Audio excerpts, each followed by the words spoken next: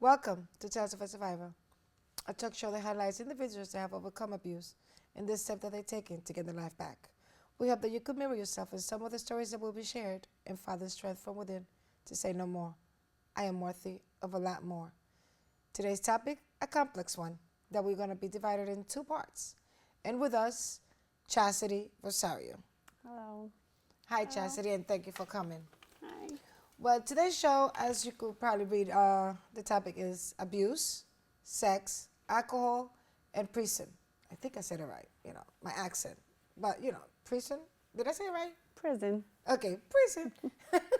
I know Chastity for many years, and I want her to walk you through her journey before we go into the strength and where she's at today, which is in a very good place. Yes. So, Chastity, talk to me. Tell me everything. Let's start from the beginning, because I know it started at a very young age. Yes, it did. For as long as I remember, I've been feeling kind of insecure about myself. I had a lot of insecurities growing up. At the age of 7 years old, I guess that's when everything started to change. I remember being a real spoiled little girl before 7 years old. My mom was great at that point in my life. I love my mother to death. She's been a constant in my life. But at the age of 7 years old, What changed? my mom got remarried, and it just wasn't the same anymore. My stepfather, at the age of 7 years old, you don't really know what's going on in people's lives, and my stepfather was an alcoholic, and unfortunately, he was a drug user as well, and he was very abusive. Okay, when you say abusive, and I'm sorry to cut you off, when you say abusive, like I want to go as much detail as possible, of course. Up in the age of 6, it was just you and your mother. Yes. Okay, and it was a great time because she was just paying attention to you. And you have any siblings? Well, my mother, when she got with my stepfather, she was pregnant, so she had my brother. They did get married right before my brother was born, but at that point in my life, it was like I just felt like I didn't belong anymore. It was like they were the happy family and I was the misfit. My mom tried to buy my father's love from me, so she continued to buy me nice things. My mother was a great provider. Okay. She provided all the time. I always had a beautiful home, nice room, nice clothes, good schools. I went to private schools. But it didn't substitute for what I was losing from her attention, her love, her being there. My stepfather physically abused me. He was 19 years old and I was 7 when my mom married him, and it was a really hard transition. I'm sorry. Your stepfather was 19? My mother was 28 and my stepfather was 19 when they got married. Okay. So having a 19-year-old father at the age of 7 that came out of the blue was kind of awkward. It was more like having a big brother there, but I guess he he tried, but I don't think that he was really ready to take on the whole thing and then go through whatever it was that he was going through in his life. At 7 years old, I didn't know what that was. All I remember is him coming home drunk, arguing with my mom. Well, he was 19, Causing arguments and fights. He picked on me a little bit, if I didn't wash the dishes right. I remember him waking me up in the middle of the night, like 2, 3 o'clock in the morning at 7 years old because I didn't wash the dish right, or because his avocado plant was missing a toothpick in it, and I would not only get yelled at, but I would physically get hit. Okay, now by let my me ask you stepfather. something. Did your mother get in the way when this happened and all this abuse? What did your mother do? How did your mother act? Did she side with him? Did she side with you? How did you felt at 7 years old? Because your story, a lot of divorced parents, sometimes the kid feels unfit, like you said, like it was a misfit, like you didn't belong. Exactly. So how did your mother act towards those abuse that he In the was? beginning, I'm not sure she was too aware of it, and whatever was perspiring between the both of them, I think she tried to hide that from me. I don't know how she handled it with him, but in my eyes as a 7-year-old, from what I can see, it was non-existent. There was no reaction. There was no comforting. There was no, and it started making me feel like I was the one that was doing something wrong, when in turn I really wasn't, but I always used to be like, I don't deserve this. I don't want this. Why is this happening to me? All I want is my mom back, At that point, I started like wanting my real father, my biological dad, more than ever, because I felt like I was missing out on something. I didn't know what it was to have that love from a father, and I had that empty feeling inside of me, which it literally destroyed me inside, By the age of 13 years old, I was running away from home, spending nights in the streets. I had my family, my cousins, my aunts. They were all there for me. They loved me, They can only do so much. I had good friends like you growing up, that I can run to and talk to about the situations, but it didn't make it any easier. Back then, I didn't know what I was doing. I was just trying to get away, and running was the only way to do it, to avoid the abuse. So now let me ask you something. From 7 to 13, you stood in this, as you said, you felt like you didn't belong. So from 7 to 13, you stood in this ongoing battle, trying to get your mother's attention, trying to get... I did everything, please. I think I got in trouble on purpose. I think I made situations worse with my stepfather. I used to tease him and make fun of him, Did he ever use drugs in front of you? He never used drugs in front of me when I was that young. I don't remember him doing anything in front of me or in the house while I was awake. Okay. I just know that something was being... I think he may have smoked a little marijuana, because as a little kid, you don't know what it smells like, but it was different. Now I know that's what it was, but no, I don't really remember him doing anything in front of me or around me. It was just when he came home.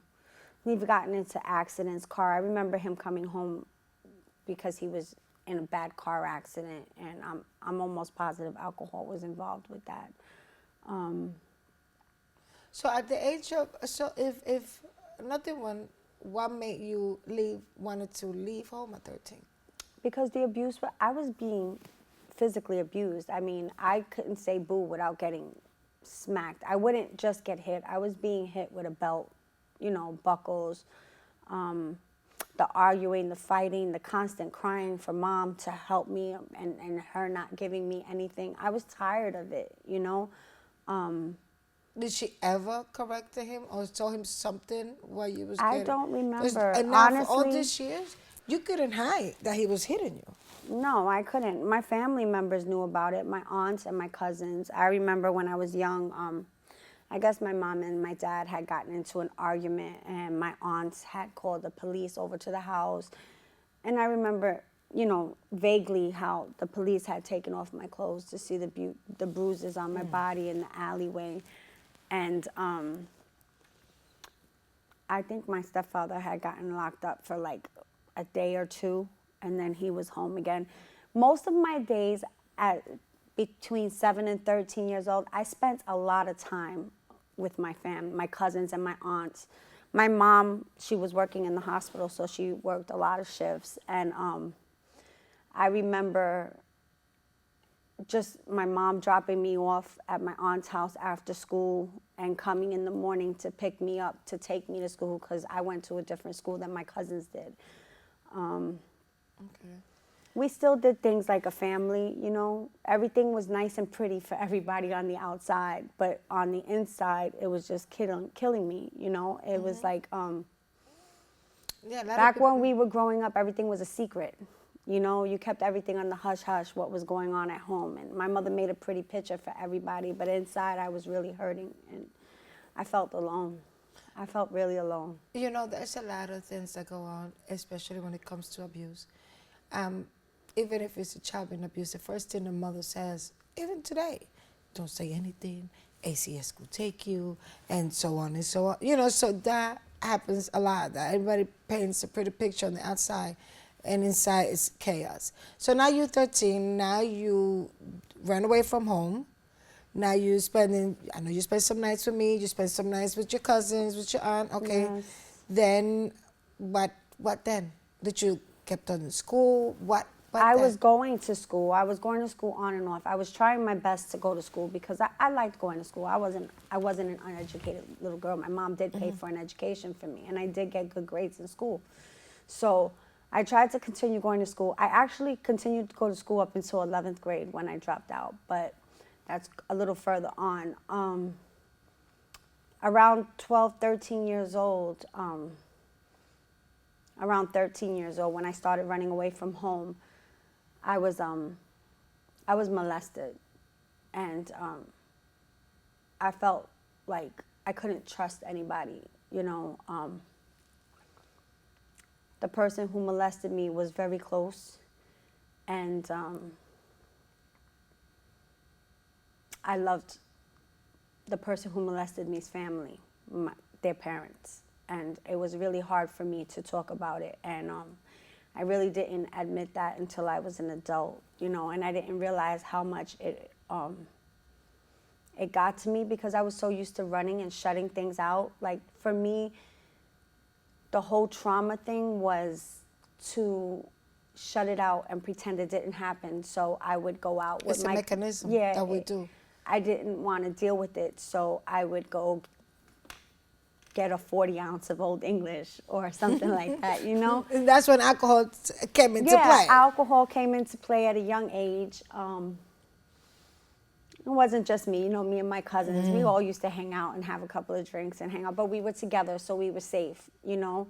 It was when I got older that I started drinking more on my own, you know, and I still didn't think I had a problem. I didn't think I had a problem until I was an adult, you know? I thought I had everything under control, but obviously I didn't. How much of alcohol are we talking about? It got to the point where I was, as an adult, I was spending maybe $400, $500, $600 a week going out drinking and just blowing money. Sometimes I don't even know. I think there was a time where I spent over $1,000 at a bar one night just because I wanted to run away from all my problems, because like I was so fed up with my day. I just needed to go out and have fun, you know. I'm not really proud of what I did, but I know the reason why I did it now, you know. And Which we're going to touch on that later on. So now the alcohol is getting the most of you. Now you see yourself drinking all the time. You see yourself spending money just because you want to avoid the problems that you have within yourself. Now it comes to sex part. okay, so after I was molested, I just felt like that's all anybody ever wanted. You know, I guess guys seen a young girl out in the street all the time, you know, nobody really cares about what she's doing. And I was always looking for that daddy figure, you know, that comfort, that love from a male that I couldn't get anywhere else. And yeah, I slept with a few guys as a young girl, and I got nothing out of it, you know. Always thought that I was in love, and I was not, you know. It was just lust. But I didn't know the difference at a young age. No, but at that point, it made you feel comfortable being somebody's arm, you know. Yes. You felt somewhat secure when they used to call you and text you good morning or good night, oh, hi, beautiful. But it was a momentary thing, yes, you know. yes. And as much as it comforted, it also hurt. Yes. Because I don't think that I was actually fulfilled. I was still missing something, and I didn't know what it was. At 15 years old, I got with my oldest son's father, and I ended up moving in with him. And his mother took care of me, you know. I mean, I guess he stood up for me. He stood up to my parents with the situation that was going on. And in the beginning, it was all good. You know, we were best friends almost. I met him in our neighborhood, you know, so it was a little comfort that, you know, Yeah, I 'cause met you him met him in your somewhere comfort close. zone. Yeah, in my comfort zone. So I went to live with him because I was running away from home all the time, and now I had a place to go. And he did stay up to my mom. My mom told me basically, you made your bed, now you lie in it. This is what you want, this is what you get. So I got with him. The alcohol was played a big part in the relationship because we drank a lot together. I also smoked marijuana by that time, so we were smoking a lot of weed. He started to abuse me as well. When did the abuse start? About maybe 9, 10 months after I moved in with him. Were you already have given birth or were you pregnant? No, I was not pregnant yet with Brandon. The abuse started before I came out pregnant with Brandon. But you was pregnant before because I know you. I came out pregnant in 1992. I think I was 16, turning 17 years old. And no, I was 17, turning 18, something like that. Anyway, it was so long ago. I know. And he was physically abusing me, but I wanted to have this baby. I felt like, finally I'm going to have a baby that I'm going to have a love. It was that love, that consistent love that was missing. And I wanted this more than anything. And I swore to myself, I said, Chastity, you're going to be the best mom in the world. You know what I'm saying? Because you know everything to give your kid, and you got this, you got this. And I really didn't. But inside I had everything. I could do this. It wasn't going to give up. So I started going to Monroe College. I had dropped out of high school around that time, but I automatically enrolled into Monroe College for a GED program to get my college credits and everything. But the abuse kept happening. While I was pregnant, I was getting hit. And I'm not saying maybe I played a part in it, maybe I didn't. I was very argumentative at that time, very stubborn. My family is a woman-dominated family, so we have this situation where we have to be right all the time. But it doesn't make an excuse for a man to put his hands on a woman. It does not. And he hit me. I remember he threw me out in the middle of a snowstorm. And I walked in a pair of shorts, barefoot with no sneakers on my feet, quite a long way till I was able to get to a payphone and have my aunt call my aunt, and she came and she picked me up. Now you give birth to this baby? In May of 1993, I had a stillborn little girl. My baby was born dead. She didn't make it past 5 months, but for some reason, they didn't realize it till my 3rd trimester. So I had carried her the whole time, not knowing that she was not alive. I ended up in the hospital. That was a really traumatic event for me as well. I was 17 years old. I was about to turn 18. And you mentally was like, I got this. I know what I'm going to give my child, whatever. So my baby shower was already planned out. My cousin Lisa, my cousins, they all had my baby shower already planned. Everything was set to go. I was so excited. I was having a little girl too, after everything I've been through, who didn't want to. And then you felt, and maybe it played a part, like, you probably say, wow, the love that I thought I was gonna get, now that's gone too. So then what happened after that? I came out pregnant a couple of months after I lost my daughter, and I said, there's no way I'm giving up this baby. I couldn't. I still wanted my baby. Like, it was a reason God did that. My son, Brandon, who's now 22 years old and handsome, and I am so proud of him, he was born on June 6th, which was my daughter's due date the following year. So to me, that was A sign? A sign, like I was meant to have my son. He's my angel, I remember the first time I looked at him, I can't even tell you what it felt like. Nobody could take nobody can take that feeling away from you. The biggest thing when you have your kid and you hold him, it's like, oh, it's a piece of heaven. It's indescribable. You can't describe it. And I did everything for my pregnancy. I went to the doctors double time, triple times, just to make sure everything was okay. Any little pain I felt, I was running to the hospital. I had to make sure my baby was okay. So I was kind of like On top of things. on top of everything, but nervous too, you know, because I Of just course. lost the baby. It was only a couple of months, you know. So that put you in a was, high risk pregnancy as well. yes, I was very high risk. I was at the doctor's So all the now, time. so now we have Brandon. Now, you took care of this. Now, did the relationship end it? Not right away. Brandon's dad was still very abusive. I couldn't go to school anymore because I had to go start speaking to the counselors at the college because I was coming to school with a busted lip here and there, you know. Brandon, I couldn't take care of him and go to school at the same time. So I ended up discharging myself out of school. And then one day, Brandon's father hit me really bad right before Brandon turned a year old. And a couple of his neighbors saw what happened because my head went through the glass window of the fire escape, and they called the police. So being that I was always trying to get out of the relationship and I could never just leave like that, it was hard to leave, you know. So that was your ticket to go. That was my ticket to go. I knew I wanted to leave. A couple of times before that, I did try. I called the domestic violence hotline. I did utilize it. It did help.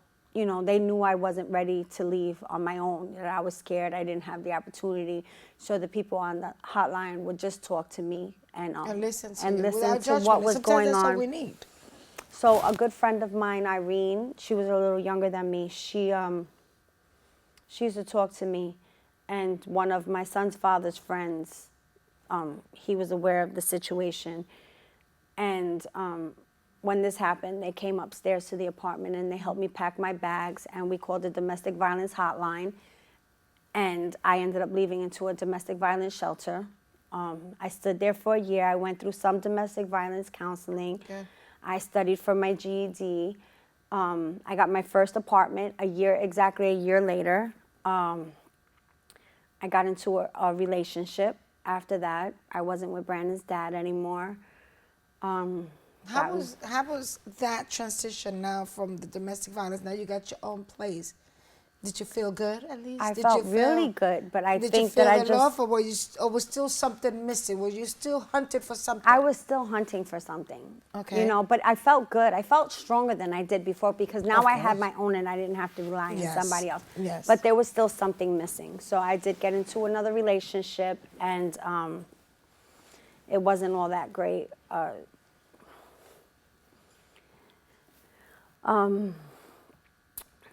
In 1999, a couple of my friends told me that the guy I was with was sleeping around with other people. So I decided to go to the doctors and get myself checked out. And the hardest part was that I had no STDs the first time I got tested, and I decided to take an HIV test, and my test came back negative. My first test came back negative.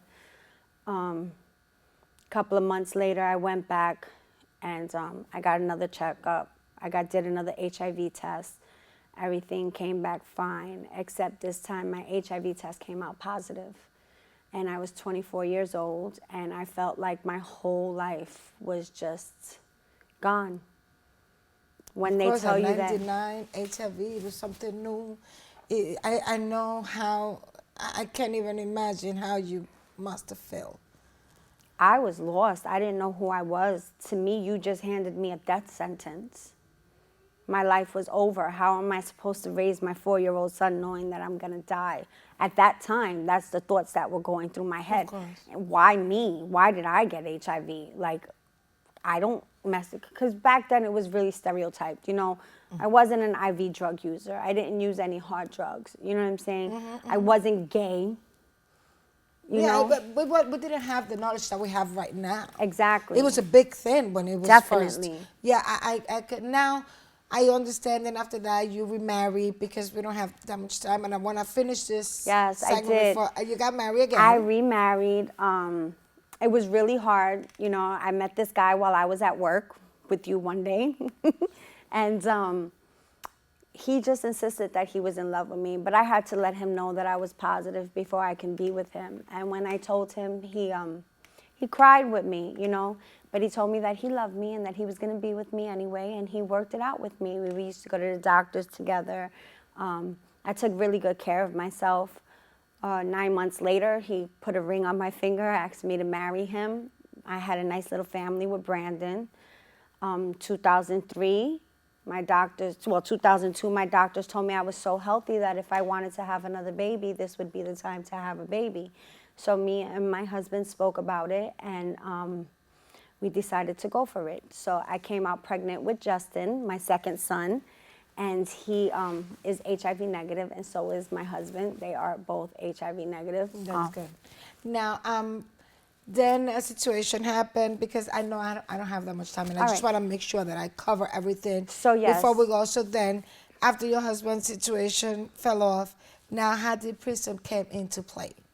Okay, so I had another son after that. They're all still negative. I never really dealt with being HIV positive or the abuse. I kind of just went with the flow of living a good life. But in the back of my mind, everything was getting to me. So I would ask my husband for some support, telling him I would need to go to counseling, and he would tell me that it was all in my head, that I didn't need to talk to nobody about my problems. And our relationship started going downhill from there. So I decided to leave him, and he decided to tell me that things were going to not be so good for me after that. And I ended up going and getting myself, I started drinking more. We were fighting for custody of my children, and I ended up getting into a serious financial situation, and I broke the law, and I ended up losing everything because of it. And you did how long in prison? I spent 2 years in prison. All 2 right, and we're years. going to leave it right there because the time has run out, unfortunately. But part 2 will be coming. I want to thank everyone for tuning us in. I know y'all are getting together for Thanksgiving. It's Thanksgiving weekend, Thanksgiving, football, feasting, giving back, and giving Yes. thanks. Like Chad said today, give thanks for all her struggle because she found her strength within them. Yes. Until next time, I'll see you. And until then, love yourself. Goodbye.